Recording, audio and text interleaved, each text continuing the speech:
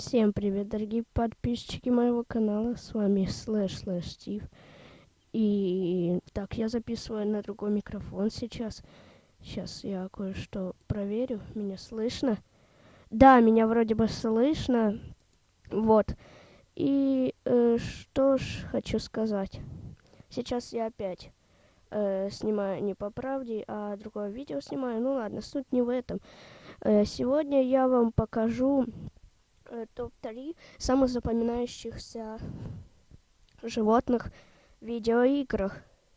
Ну что ж, и почему именно топ-3? Ну, потому что я нашел только 3, как вы видели на моем канале, очень довольно часто выходят топ-3. Вот. И на третье место у нас попадает GTA 5, вернее, Франклин с его псом Чопом. Ну, что сказать, они просто неотъемлемые друзья. И, ну, наверняка вы хоть раз слышали о нем. Вот. Ну что ж, а мы переходим ко второму месту. Погнали. Ну что ж, а на второе место я оставил животного доктора Кляйнера из Half-Life 2. И что ж скачать? Ой, что ж сказать об этом животном? Этот Хэдкраб, которому доктор Кляйнер удалил жало. И теперь он не кусается.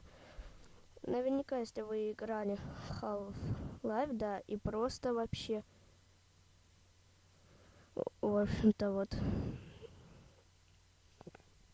слышали об этом, то вы наверняка не могли обойтись без животного доктора Кляйнера. Ну что ж, а мы переходим к заслуженному первому месту. А на третье место я поставил не так давно вышедший Fallout 4 и пес Fallout. Вообще, пес Fallout это довольно-таки запоминающая вещь. И поэтому я поставил это на первое место.